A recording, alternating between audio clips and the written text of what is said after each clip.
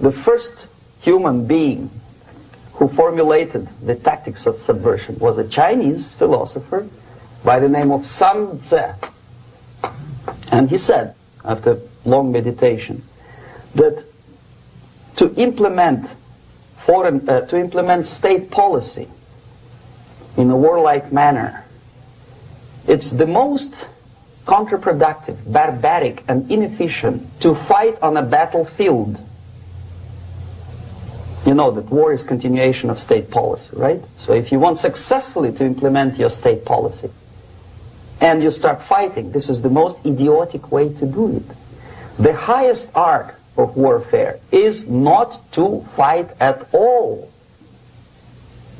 but to subvert anything of value in the country of your enemy, until such time that the perception of reality of your enemy is screwed up to such an extent that he does not perceive you as an enemy, and that your system, your civilization, and your ambitions look to your enemy as an alternative, if not desirable, then at least feasible. Better red than dead.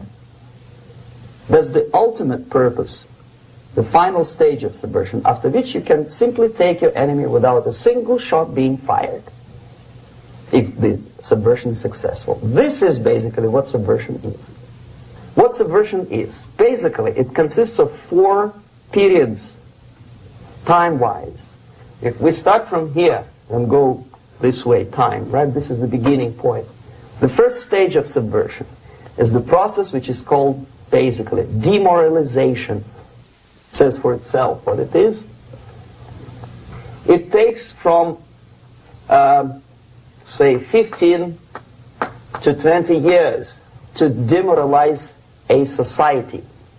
Why 15 or 20 years?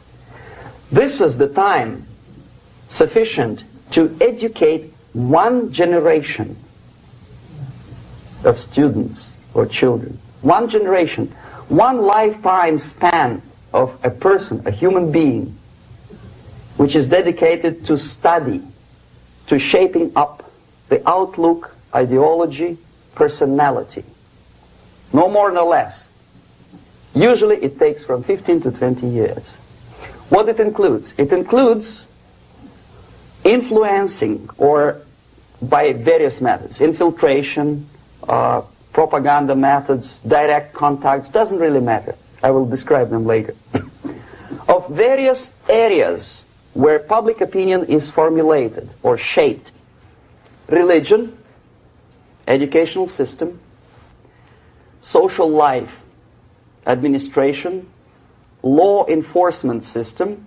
Sometimes when I describe all the methods, students ask me question, are you sure this is the result of the Soviet influence? Not necessarily.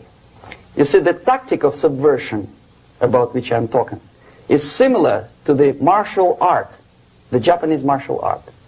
If some of you are familiar with that tactic, probably you will remember that if an enemy is bigger and heavier than yourself, it would be very painful to resist his direct strike. If a heavier person wants to strike me in the face, it would be very naive and counterproductive to stop his blow. The Chinese and Japanese judo art tells us what to do. First to avoid the strike, then to grab the fist and continue his movement in the direction where it was before, right? Until the enemy crashes in the wall. You see? So, what happens here? The target country obviously does something wrong. If it's a free democratic society, there are many different movements within the society. There are obviously, in every society, there are people who are against this society. They may be simple criminals, ideologically in disagreement with the state policy, conscientious enemies, simply psychotic personalities who are against anything. Right? And finally, there are a small group of agents of a foreign nation, bought, subverted, recruited. Right? The moment all these movements will be directed in one direction, right? This is the time to catch that movement and to continue it until the movement forces the whole society into collapse, into crisis, right? So that's exactly the martial art tactic. We don't stop an enemy. We let him go. We help him to go in the direction we want them to go. Okay? These are the areas of application of subversion. What it means exactly. In case of religion, destroy it, ridicule it, replace it with various sects, cults, which bring people's attention, faith, whether it is naive, primitive, doesn't really matter. As long as the basically accepted religious dogma is being slowly eroded and taken away from the supreme purpose of religion, to keep people in touch with the supreme being, that serves the purpose. Therefore, replace it, accepted, respected religious organizations with fake organizations. Distract people's attention from the real faith and attract them to various different faiths. Education. Distract them from learning something which is constructive, pragmatic, efficient. Instead of mathematics, physics, foreign languages, chemistry, teach them history of urban warfare, natural food, home economy, your sexuality, anything, as long as it takes you away. Okay? Social life. Replace traditionally established institutions and organizations with fake organizations. Take away the initiative from people. Take away the responsibility from naturally established links between individuals, group of individuals, and society at large, and replace them with artificially, bureaucratically controlled bodies. Instead of social life and friendship between neighbors, establish social workers institutions. People who are on payroll of whom? Society? No. Bureaucracy. Power structure. Okay. The natural bodies of administration, which are traditionally either elected by people at large or appointed by elected leaders of society, are being actively substituted by artificial bodies. The bodies of people, groups of people, whom nobody elected. Never. As a matter of fact, most of the people don't like them at all, and yet they exist. One of such group is media. Who elected them? How come they have so much power? Almost monopolistic power on your mind. They can rape your mind. But who elected them? How come they have a nerve to decide what is good and what is bad for the elected by you, president and his administration? Who the hell are they? Power structure slowly is eroded by the bodies and groups of people who do not have neither qualification nor the will of people to keep them in power, and yet they do have power. The next step is destabilization.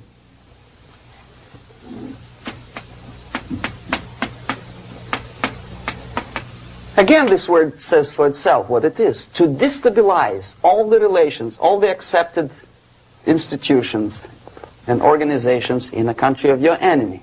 How you do it? You don't have to send a battalion of KGB agents to blow up bridges. No. You let them do it themselves. Here it's radicalization. On the stage of destabilization, we cannot come to compromise even within a family. The husband and wife couldn't figure out which is better. Husband wants his kids to eat at the table, and wife wants a child to roam around the room and drop food all over the floor. They cannot come to compromise unless they start a fight. It's impossible to reach a compromise, constructive compromise between neighbors. This stabilization process usually leads directly to the process of crisis. In case of developing nations, that's the area where I was active. The process starts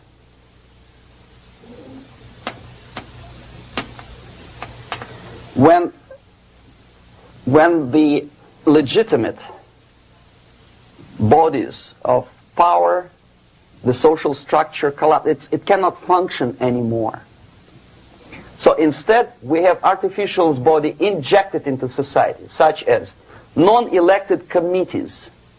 You remember I was talking about them here. Social workers who are not elected by people, media who are self-appointed rulers of your opinion, some strange groups which claim that they know how to lead society forward. They don't usually. All they care is how to collect donations and sell their own concocted ideology, mixture of religion and ideology. Here, we have all this artificial body claiming power. If the power is denied to them, they take it by force. In case of Iran, for example, all of a sudden we have revolutionary committees. What kind of revolution? There was no revolution yet, and yet they had the committees. They were taking power of judgment. They had the power of execution, they had the power of legislation, and that they had the power of judicial. All of them combined in one person, who is half-baked intellectual, sometimes graduated from Harvard University or Berkeley. He comes back to his country and he thinks that he knows the answer to all the social, economical problems. Okay? Crisis is when society cannot function any more productively. It collapses, obviously. That's the word for crisis. Could be stopped right here, both as an expert and as an impert. And that takes one step, one very important thing to do. You don't have to expel all the KGB agents from Washington, D.C.